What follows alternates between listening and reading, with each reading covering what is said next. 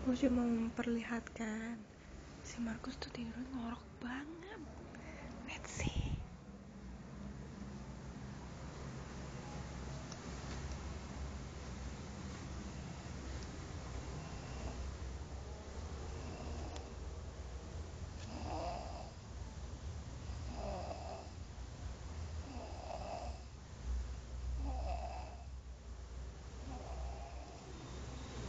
It happens every time.